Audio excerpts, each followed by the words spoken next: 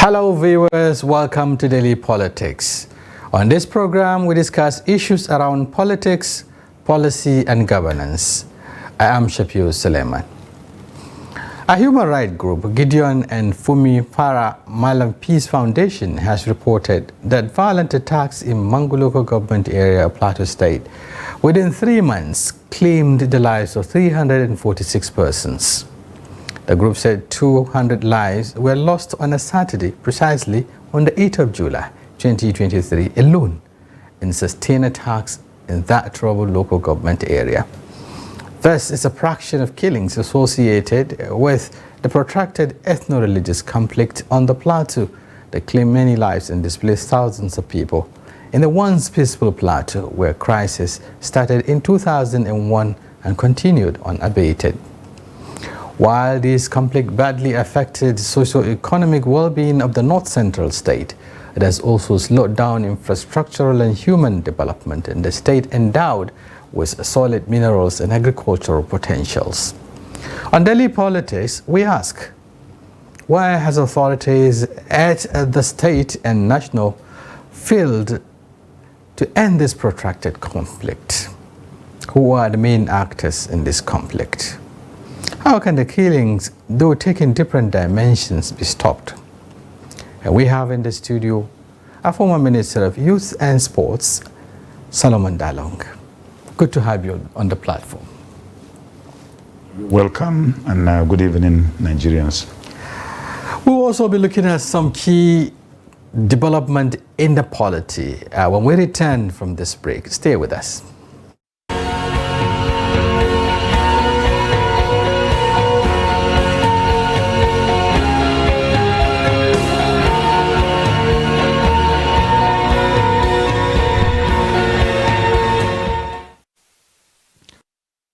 Welcome back.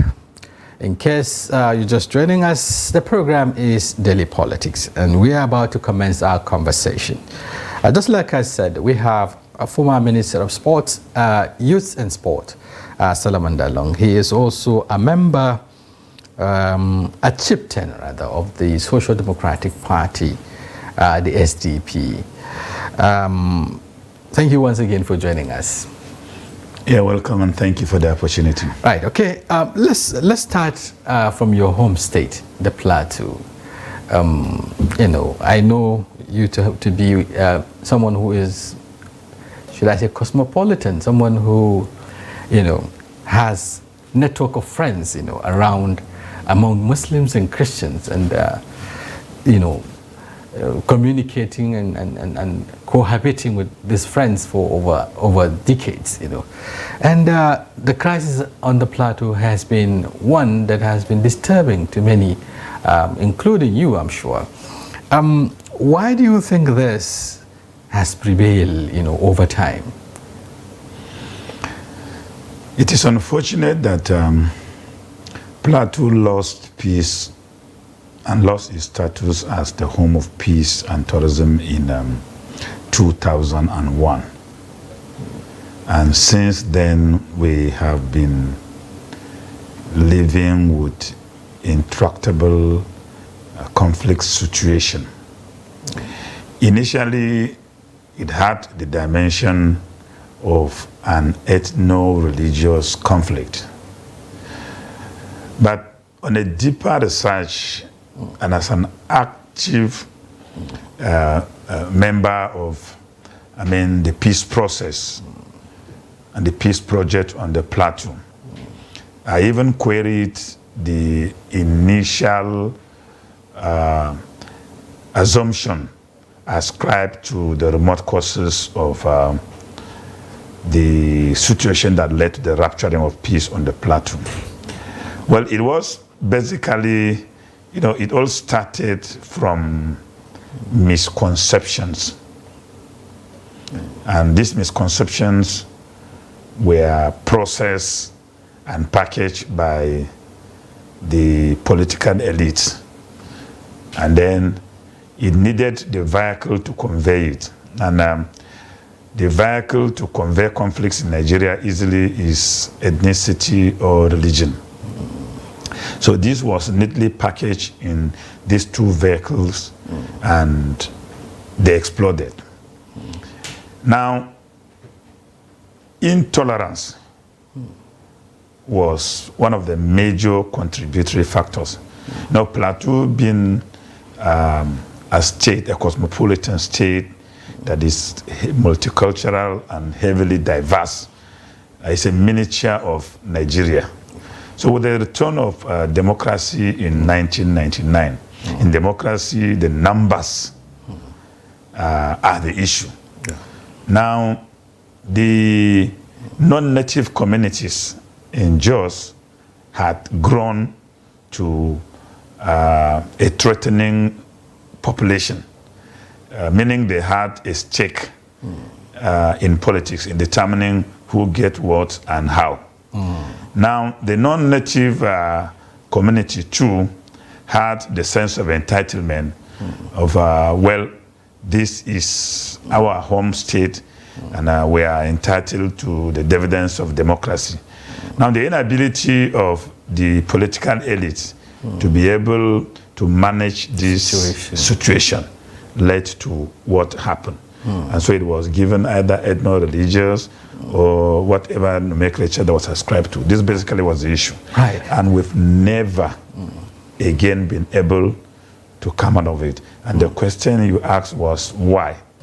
Basically, for you to be able to solve conflicts like this, there must be the political will to deal fundamentally, passionately with the issues.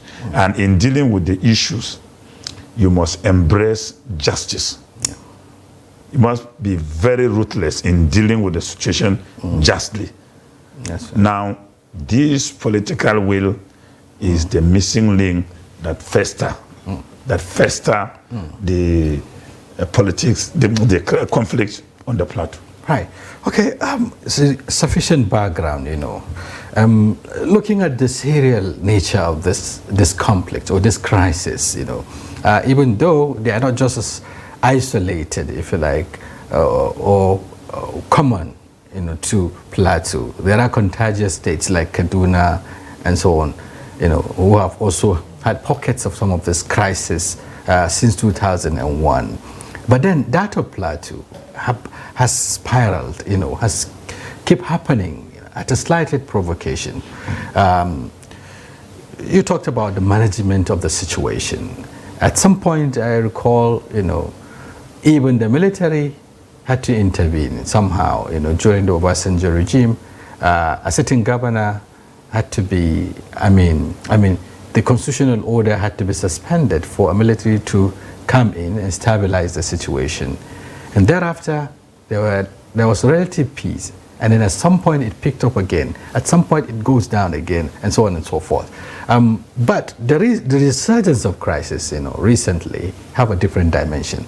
This time around, they look more of a communal conflict. I don't know how. I mean, at what point did it translate to this? Well, I think conflict scholars, Nigerian conflict scholars, had not given the Plateau situation a better consideration or analysis. Okay.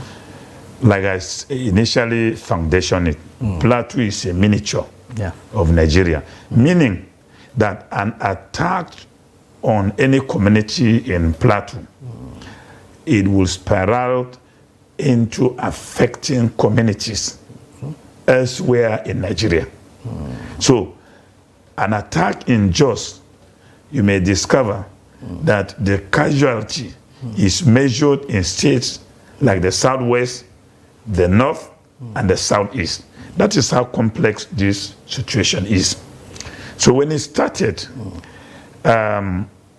the government did not understand this thing basically. So it was dealt with from a very narrow and skewed perspective. And force was assumed to be what could deal with it.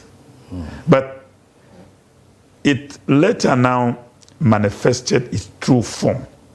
You see, Boko Haram in the Northeast has a relationship with the crisis in Jos. I was involved. How does that happen? Yes, I was involved. Before being appointed a minister, I was involved in negotiation between the Jama'at al-Sunnah al-Dawati wal-Jihadi, Otherwise known as Boko Haram. otherwise misconceived as Boko Haram. Is it misconception? Or Yeah, no, because they have the identity. I'm Solomon Dalung. So if you call me Gorilla, it does not mean that that's my name. So when I went into it, I realized that they kept referring to the Plateau situations as part of their grudges. Okay. Because some of the victims, the casualty of the 2001 unfortunate situation on the Plateau affected their families directly. So those who later joined the terrorist group joined with these grievances of what happened on the Plateau. So if you go into a deeper analysis of the Northeast conflict, it has a relationship. Now, Shekau, the late leader of Boko Haram, has a history of living in Bukuru at one point in time in his life. Before, they also were in Bauchi. Before Maiduguri. That's right. So, in fact, the violence started in Bauchi. Very good. The whole thing about even this Boko Haram situation, the violence situation, started in Bauchi. That's right. So this is the axis to which these things got connected. Then from the Northeast, Kano got involved. So to be brief, Northwest, the Northwest got involved. To be briefed, all the conflict dimensions we are dealing with has a direct bearing to the 2001 crisis on the Plateau. Now, Plateau people are victims. The government did not even handle the situation fairly. We suffered, infrastructures were destroyed. We had the highest number of orphans. Education was destroyed. Health facilities were destroyed. When government ultimately came to address the issue of reconstruction, Plateau was removed. When I was in the transition committee... Why was it removed? Because I understand a number of states were affected. Yes. You know, Kaduna was one. When I was in the transition committee, I made a case, and Plateau was included. And I warned them that if reconstruction of, states affected by conflict did not include Plateau, Nasarawa, and Benue, then we will be scratching the conflict on the surface, because the base with which this thing started was in Plateau.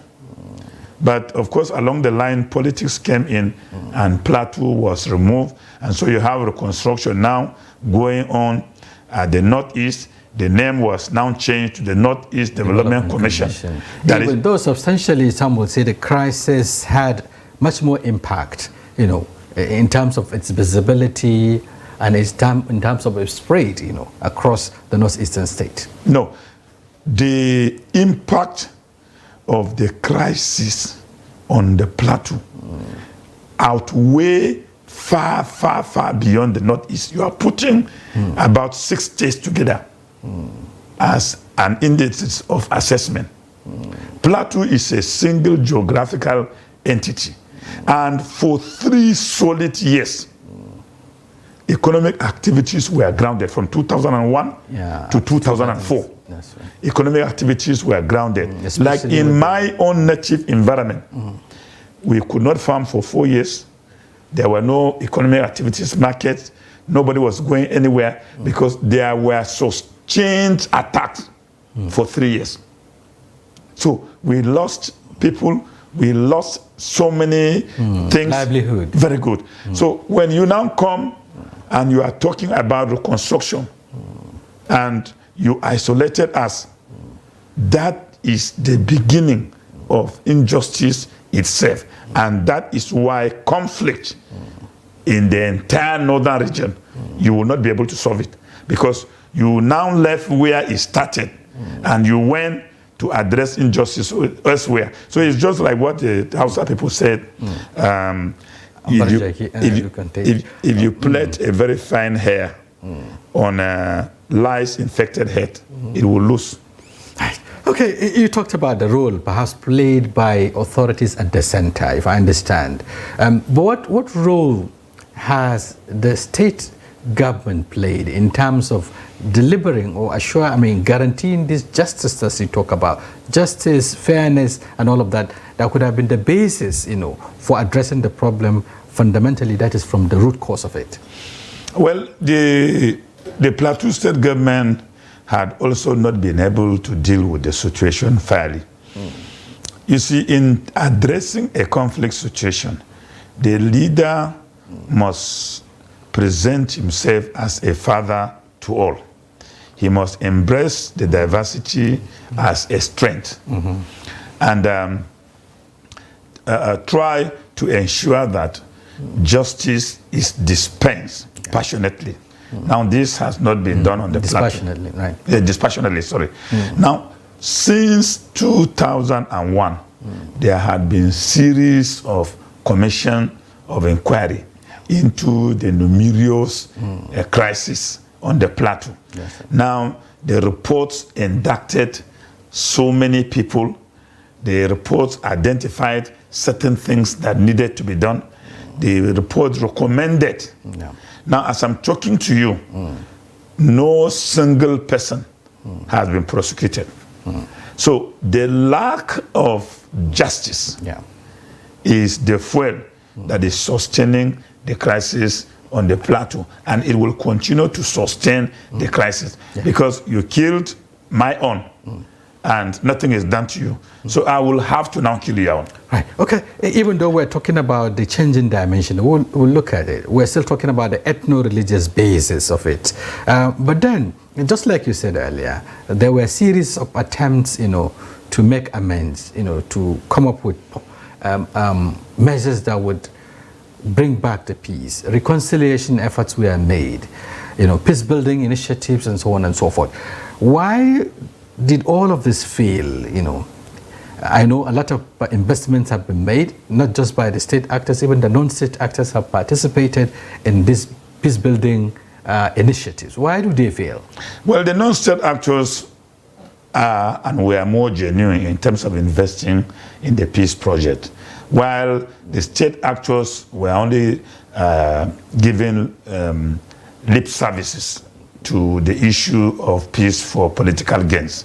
So, why will I say so? I'm saying this from the background of the fact that, the mechanism of dealing with the situation is with the state actors. The punishment of the offenders, reconstruction, creating the enabling environment for engagement of communities, providing the desired leadership that will earn the confidence of the communities. This is a responsibility of the state actors. Now, this had never sincerely existed. So, definitely, the situation will continue to linger. Permit me to try to look back at the history of leadership on the Plateau. Well, Gideon, the first military governor of Plateau State, who laid the foundation and of the new Plateau, he was a father figure to all. He was a very just and affirmed leader. He punished wrongdoing, and that united the people. Chief Solomon Lara, the first civilian governor, was an emancipator. Even though he identified certain communities as marginalized, those he was even accusing them of marginalizing them, he accommodated them and enlightened them on the need to allow them realize their dreams and ambition. Right. And there was peace. Now, this style of leadership had been missing on the Plateau, and it is the basis for the problems. Yeah, when you talk about the leadership factor, critically people, just like you said, will cast their minds back, to the previous administrations. I talk about points, where you find out that this crisis have gone down substantially. At some point, like the previous administration before this, there has been substantial amount of peace and peace building and so on and so forth. There hasn't been much of these confrontations. Why was the state government able to do that? Even though you talk about fairness, justice, and all of that, But then a government before then also had series of this conflict and series of crises to contend with. What differentiated two of them? What was the peculiarities, the characteristics? What happened between 2015 and 2023 is what we call the peace of the graveyard. There was indeed no peace, but there was a presumption of calm for all these 8 years. It was not peace. Because I knew as a fact that as a minister, we traveled with the president to Plateau. And while we were engaging Plateau people about the crisis on the Plateau, and those who were appointed to discuss the issues were guided to inform the president that peace has returned to the Plateau. One of the speakers is lled now. While he was telling the president that peace has returned to Plateau, his village was attacked and they burned down his house. That same moment that he was also misleading the president. So I don't want... Was it orchestrated by people who wanted to make a statement? No. It was just the explosion of maybe a managed situation. What the government was doing was trying to sustain calm, but not peace. There's a difference between sustaining calm and peace. Entrenching peace. Yes, entrenching peace. So all the efforts of the government was politically to entrench calm, and there was some calm. But the calm was also not as much as we could ascribe it to be, because, the worst killings in the northern zone happened between 2015 and 2019. The Mangu people, the Uruguay, they had enjoyed considerable peace until 2015. It's now a crisis zone. Why were they brought into the picture now, since there was peace before then? Yes, that's what I'm telling you, that it was just a politically orchestrated calm.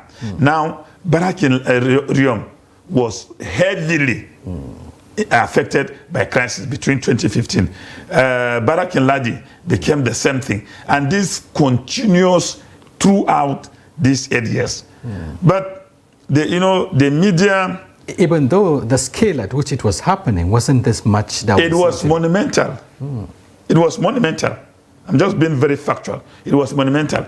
But these were happening outside the Jos metropolis. So the calm was within Jos metropolis. The city center. Yes, but in the outskirts and local government, attacks were going on. So when people said, there was peace, no, there was calm between 2015 and 2023. Right. Okay, let's look at the recent dimension, even though we're yet to also talk about perhaps some of the factors that could address the problem. We'll do that in a couple of minutes. But then, let's look at the recent dimension. Mangu, for instance, has been very peaceful over the years, Since this, with all the crises that have happened, you hardly hear things happening in Mangu local government, for instance. But all of a sudden, Mangu became, a flashpoint, a theater of these killings. What was the link? What was the dimension? Because some would say the farmer-herder conflict has crept in, and how does it come into the picture? You see, Nigerians always misconstrue what trigger conflict. You see, poverty and hunger are the main fuel for building up aggression and grievances. Now, any slight thing that triggers it, the interpretation of it now will have to take this dimension we have officially accepted, whether others farmers, whether or non-government, whether bandits, whether terror, Boko Haram. But you could see that there was a disagreement maybe between two people of opposite ethnic nationality or religion. And then it degenerated, which simply should have been handled as a crime. Crime, yeah. Yeah, because maybe the other person struck and brought down that one. Now this is a crime. The interpretation of what has happened. By who now? By the state actors? Or the conflict? Because of the prolonged conflict situation, every single gesture has an interpretation. So this now will take this interpretation. With the social media, those who are now going to report it will not report that, okay, Solomon Dalong attacked Safi. No. They will say, oh, a Christian attacked a Muslim. Giving it a religious coloration. Very good. Yeah. Or a Tarok man attacked a Fulani man. Ethnic coloration. Once this is done, the dimension changes. So the Mangu situation, from my findings, started from, things that ordinarily had little or no relationship with the ongoing crisis situation, because Mangu has been a very hospitable and accommodating local government. That's right. But when it was ascribed this interpretation, non-state actors infiltrated the local government. Because one thing we should understand with crisis is that the moment you struck the march of crisis, non-state actors will have to step in. Those who are going to sell arms will step in. The crisis entrepreneurs will step in. The media propaganda. So they will escalate the whole thing. So this was how it started, from a very minute foundation and had now degenerated. That blossom. Very good. And then politicians have come now to give it an interpretation. Right. Okay, I think we have to take a break here. You are at a point where you're given, very vital perspective on this, especially the Mangu crisis. We have to take a break. In case you're just joining us, the program is Daily Politics. And today, we're looking at the search for peace on the Plateau. And I have in the studio Barrister Solomon Dalong. He is the former Minister of Youth and Sports, and of course, chieftain of the Social Democratic Party, the SDP. He's also one of the members of the peace building processes in Plateau State. We'll take a break. When we return, the conversation continues. Stay with us.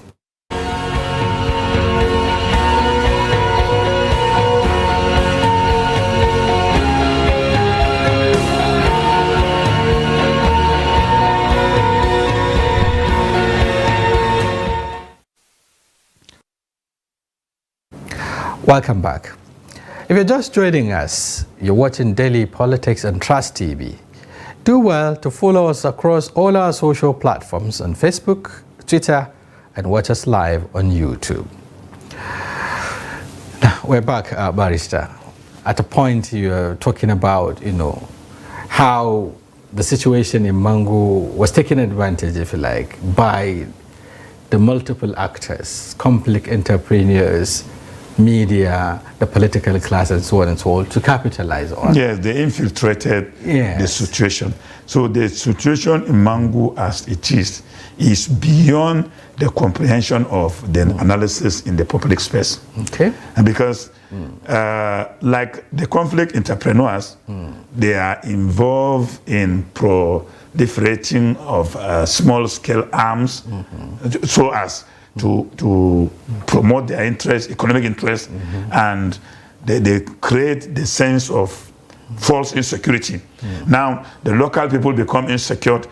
The state cannot provide the needed protection. So they will also now have to embark on fall back on self-help. Yeah. Now the economy of crime is flourishing.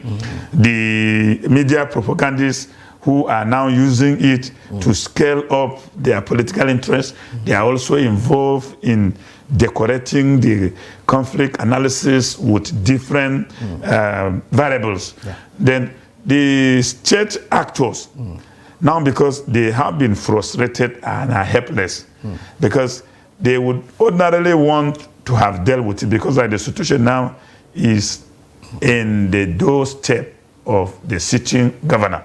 Right. So you cannot be watching your people being killed and your governor. Is quite frustrating. That's right. Okay. At that point, looking at the dimension and of course the intrigues, behind all of that, Mangu's situation became somehow, people find it extremely difficult to understand or to comprehend, what is going on in Mangu, for the fact that these are people who are of the same, in most cases, same ethnic nationalities. You find houses or homes where there are Muslims and Christians, that have been living peacefully, now taking arms against each other. That's one. And then two, you find farming communities and the pastoralists also engaging themselves in this conflict. Why is that happening?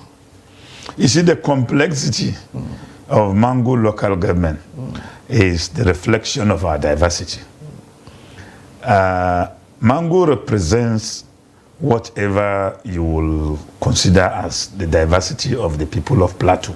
So also the northern part of Plateau. But the difference in the dimensions here is that the concentration of diversity in the northern part of Plateau is significantly within a geographical location.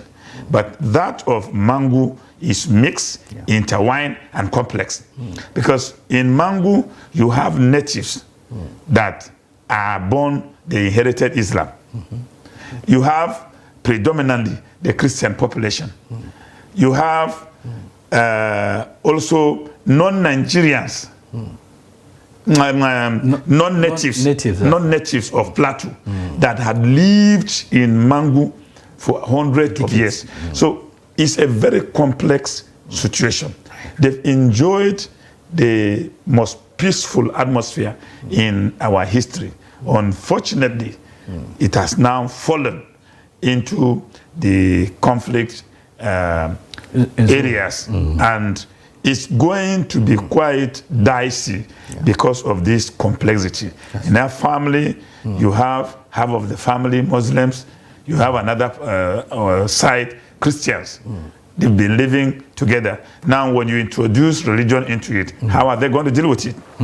Now, again, intermarriages had over the years taken place. The non-native population that have lived over the years had intermarriage. So you have in-laws, you have uncles, you have grand, all living together with their differences, different ethnic background, different region. Now they are interlocked into a festering conflict situation. Right. Okay. So it's a very difficult and a dicey situation. Okay. So how do we manage this? Especially looking at the fact that there is involvement of the state actors. I mean, for instance, people have to be dispassionate in dealing with the situation. That's one.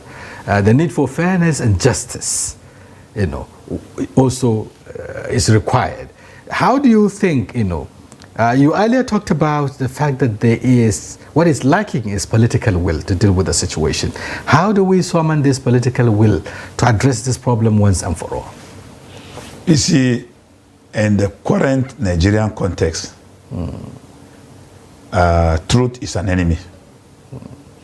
And justice is a stranger.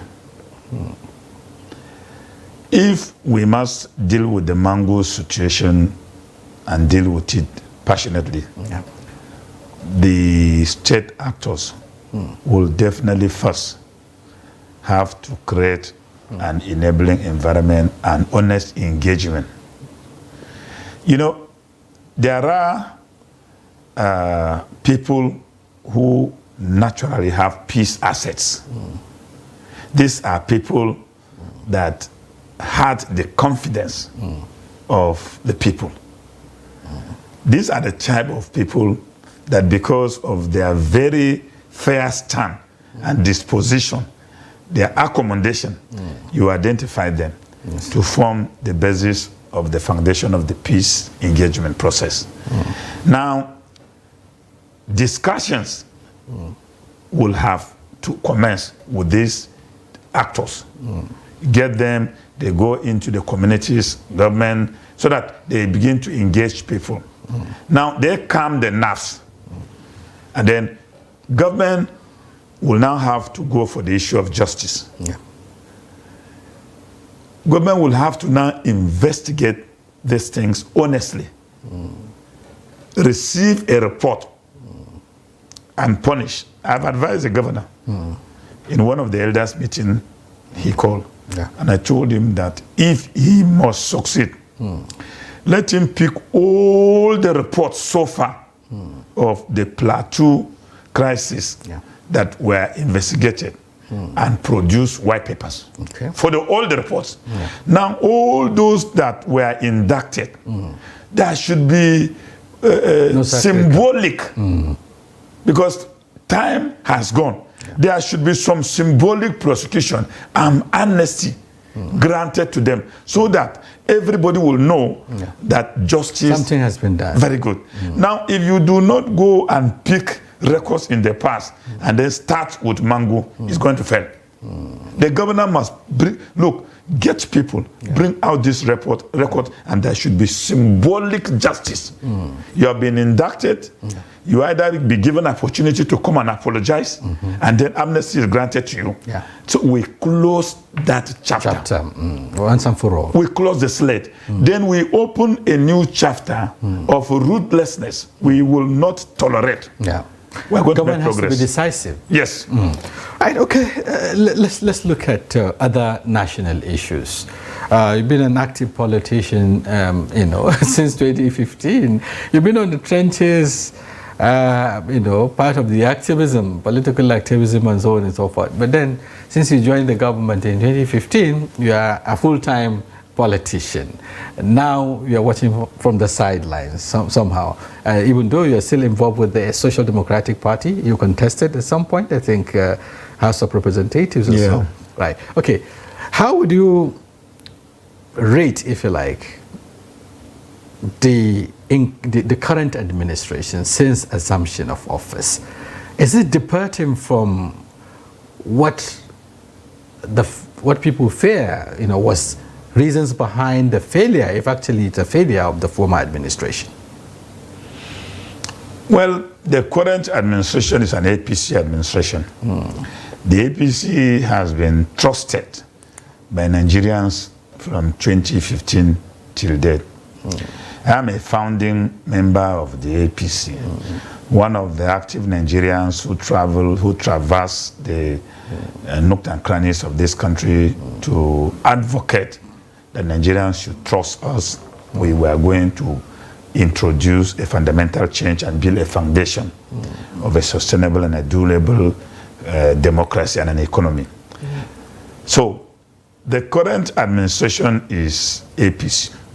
Now, the departure we had with our ambition was that from 2015 to 2023, when President Muhammadu Buhari left, we couldn't, I've been saying this emphatically, we couldn't realize the ambition and we couldn't meet the expectations of Nigerians.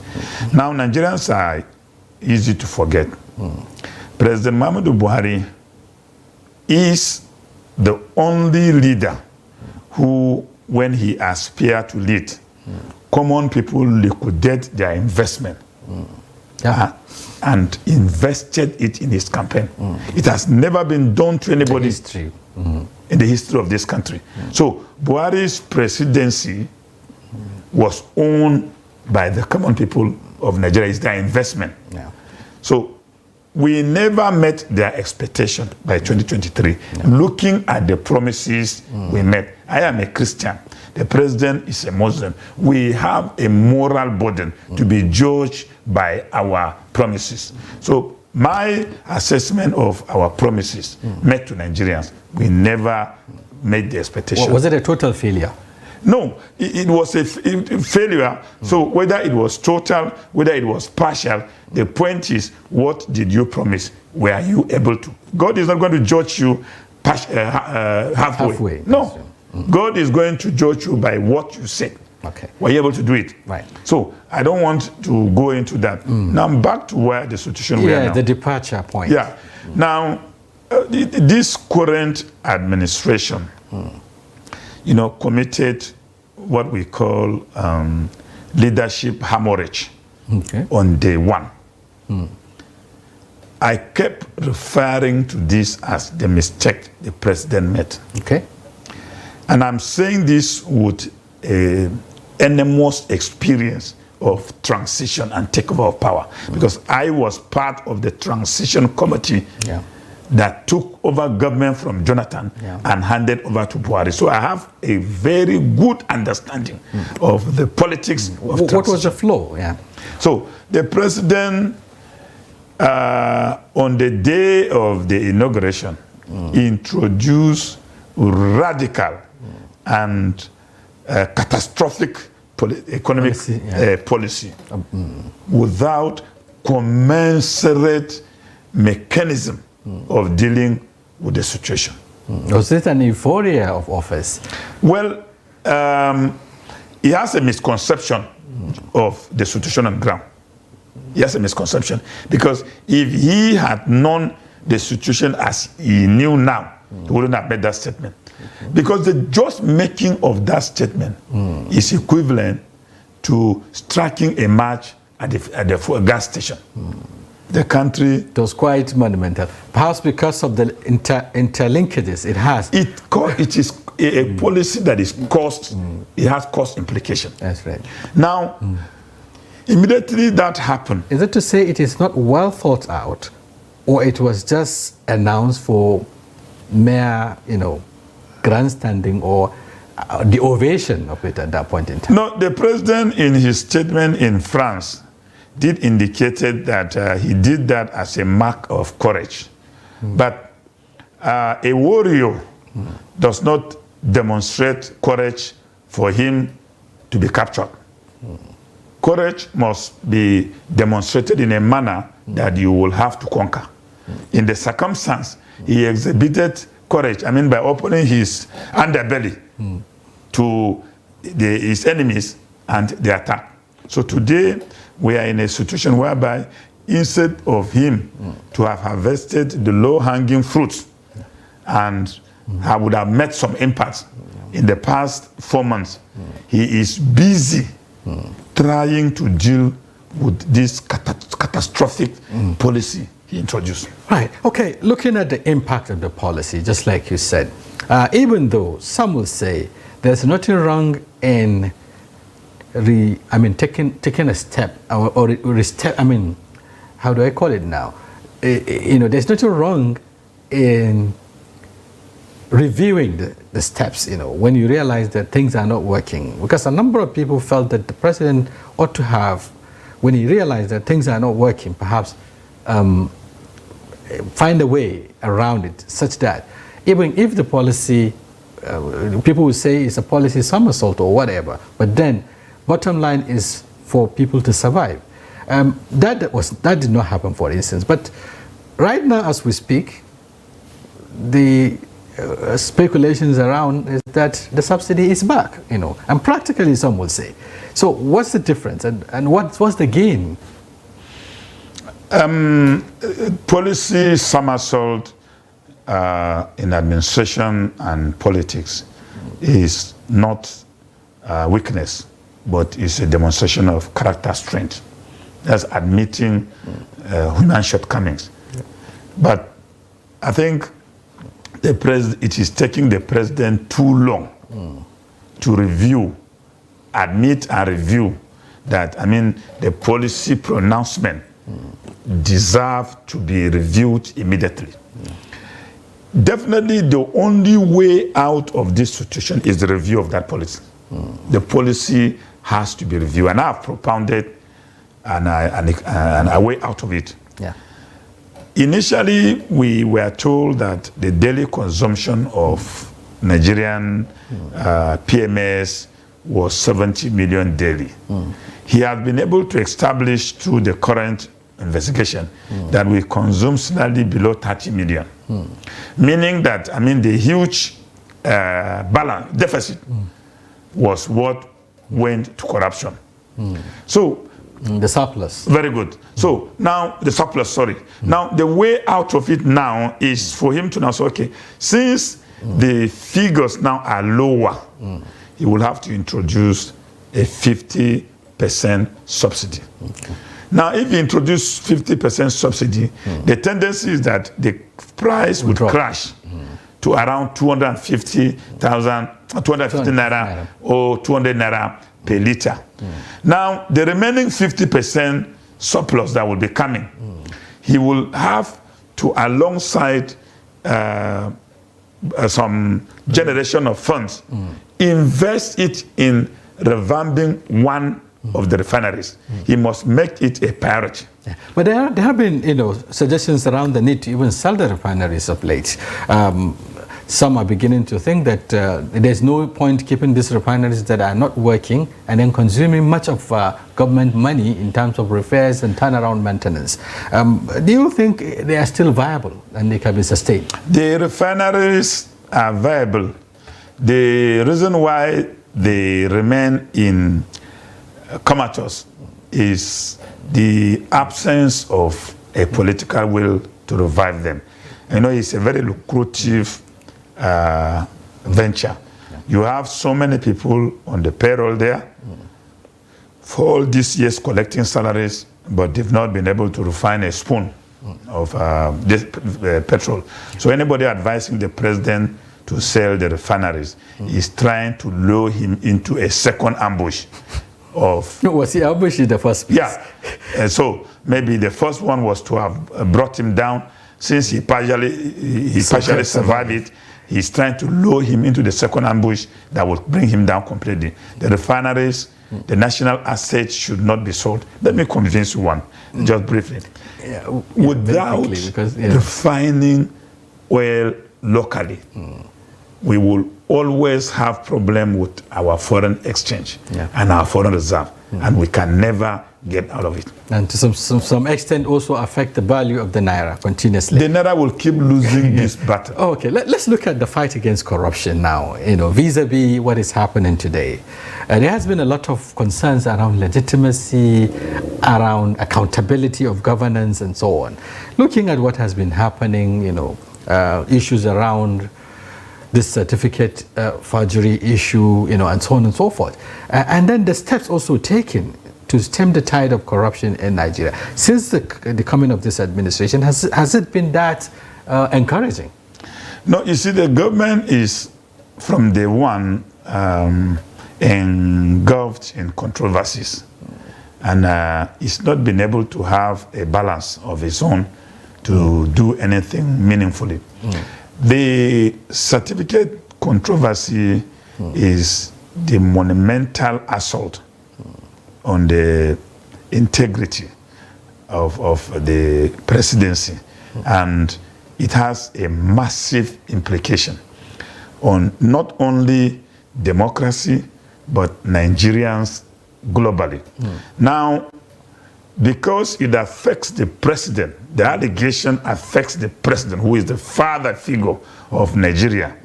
The credibility of every certificate held by every Nigerian is being questioned until otherwise it is established. Right. Thank you very much. I wish we could go on, but I understand time is not on our side. We really appreciate your perspectives on the platform this evening. We also would want to, when we extend this invitation, we hope you also oblige to come, because the issues are existential and we'll continue to discuss them, for nation building.